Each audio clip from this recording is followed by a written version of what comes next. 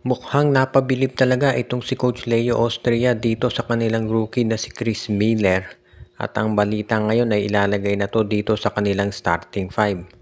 Alam naman natin na medyo consistent na itong si Coach Leo na mga veterano ang ginagamit niya sa kanyang starting five. Pero ngayon daw ay mukhang susubukan na itong si Chris Miller. Dahil sadyang ganyan daw ito kahusay pagdating dito sa ipinapakita niya sa practice. Kaya alam naman natin si Coach Leo seryoso din yan dito sa pagbibigay ng tsansa sa mga players niya. Kaya gusto niyang gamitin daw ito sa kanyang starting lineup. Baka ito ang maging small forward nila at ang magiging bench player ay itong si Marcio Lassiter. So posible na baka maging palitan dyan. Siyempre alam na natin na itong si Chris Miller pwede rin daw to na mag point guard. So baka ang maging gwardiya dito, maging palitan ng tao si Chris Ross at si Chris Miller sa point guard tsaka si Wamit Yongson. At baka doon sa small forward as usual si Lassiter at si Trollano. Pero ang maganda kasi dito kay Chris Miller, pwede raw itong maglaro ng small forward, pwedeng shooting guard, pwede rin na mag point guard. Kaya iba't ibang posisyon ang magagamit sa kanya ni Coach Leo Austria dito sa basketball court. At syempre alam natin na ang pinakabentahin nitong si Miller ay yung kanyang 3-point scoring. Kaya naman yan talaga ang gusto talagang sabihin na nating makuha ng San Miguel mula sa kanya. At tignan natin, syempre iba yung practice, iba yung actual game. Pero base dito sa mga reports na lumalabas sa kampo ng Beermen, maganda raw ang pinapakita ni Chris Miller sa practice. At yan ang dahilan kung ba't siya ay gustong bigyan ng pagkakataon ngayon nitong si Coach Leo Austria.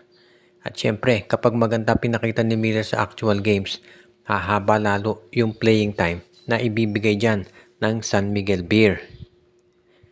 Pagdating naman dito sa kanilang sister team na Barangay Ginebra, ang usapan daw ngayon ay ang veterano si Aljon Mariano ay dadali na dito sa bagong team na Pure Blends.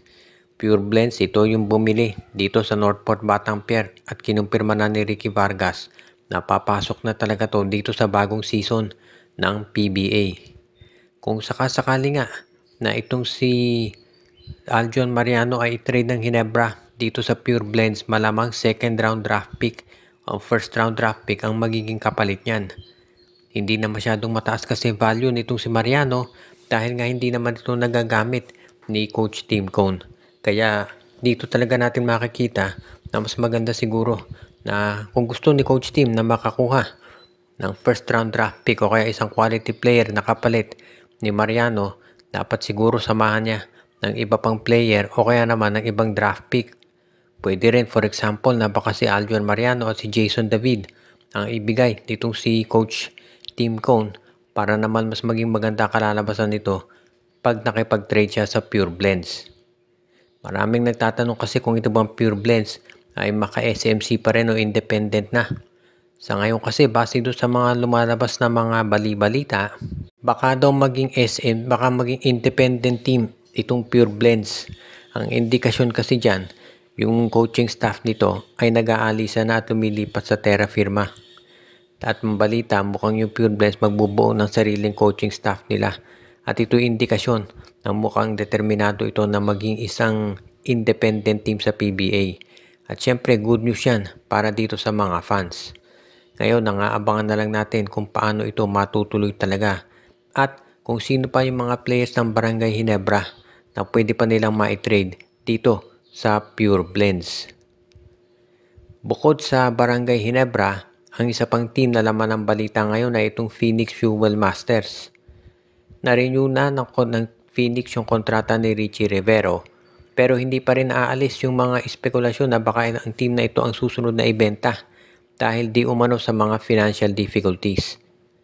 Hindi naman lingid sa kaalaman na lahat yung mga hinaharap na difficulties ng kanilang owner na si Dennis Uy, kaya marami nagsasabi na baka kabilang doon sa maging cost cutting nila ay yung pag-alis dito sa kanilang basketball team na Phoenix. Maraming nagtatanong kung matutuloy nga ba to pero sa ngayon, mukhang ang sabihin nating option pa rin ng Phoenix daw ay manatili sa PBA. Pero hindi pa natin na masasabi kung aalis na ba talaga sila o yung desisyon nilang manatili ay kung gaano katagal. Maraming maghihinayang kung mawawala itong Phoenix dahil syempre isa yan doon sa mga independent teams dito sa liga. At kung gusto ng PBA syempre, na magkaroon ng iba pang mga teams na independent katulad nitong Phoenix, Reynolds Shine at Converge. Kinakailangan siyempre maging patas yung rules nila. At ang problema nga lang kasi siyempre mahal ang maintenance ng isang PBA team. Daan-daang milyon ang gagastusin mo dyan. Kaya ang isang kumpanya katulad ng Phoenix hindi na nakapagtataka na nag-i-struggle sila na i-maintain yung kanilang kupunan. At lalo na parang wala namang return on investment. Ibig sabihin hindi nagcha-champion yung kanilang lineup. Kaya nga ngayon mukhang ganyan ang mangyayari talaga dito sa Phoenix Fuel Masters. Kaya asahan natin na hindi titigil yung tinatawag na espekulasyon tungkol sa posibleng pagbenta nito. Lalo na at kung makikita naman natin na medyo matindi yung mga magiging problema nila sa kanilang roster. Kaya sa ngayon, on standby muna yung mga fans na naghihintay talaga pagdating dito sa posibleng pagbabago sa sitwasyon. Baka isa na namang PBA team ang mabenta. Itinanggi naman ng Magnolia Chicken Templados na mapupunta raw sa kanila si Jeyo Chu at sinabi nila ayon mismo dito sa kanilang team governor na si Jason Webb na wala daw silang trade assets para ma-acquire itong si Chu sa ngayon. Sabi na natin kalat na kasi yung balita na itong si Chu ay lilipat dito sa Magnolia kahit na ang nag-draft dito ay Terra Firma. Pero kaagad-agad itong pinabulaanan nitong si Webb at sinabi nga niya na wala naman silang tinatawag na trade assets na pwedeng ibigay kapalit nitong si Jeyo Chu. Kaya nga mukhang magiging problema ngayon kung ikaw ang Magnolia Chicken Templados, kinakailangan siguraduhin mo na magkakaroon ka ng iba pang center na makukuha. Ang isa pa, bukod dito sa wala daw trade assets ang Magnolia, ang isa pang hadlang doon sa pagkuha nila kay Chu ay yung 2-year ban na inimpose ng PBA. Ibig sabihin yung mga draft picks, yung number 1 draft pick, hindi pwedeng i-trade for 2 years. So talagang literally, hindi mapupunta sa Magnolia si Jeyo Chu kahit meron pa silang trade assets.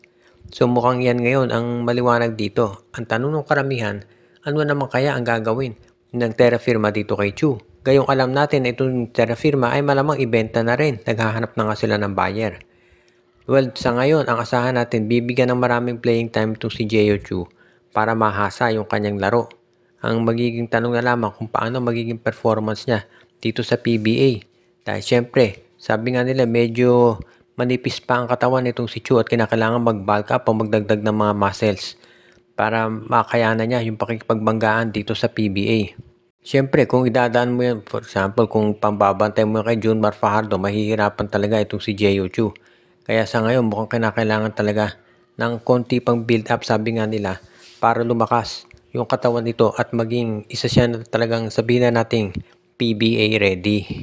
Bago tayo magwakas ay batiin muna natin ang ating mga regular at loyal na taga-subaybay katulad ni Ireneo Salangsang, si Dexter Domer, si Katsakino Dukusin, si Enju, si Anthony Alon, Michael D, Malyari Mascareñas, si Joshua Giray, si Dalmacio de Guzman, RG Bueno at lahat ng iba pa.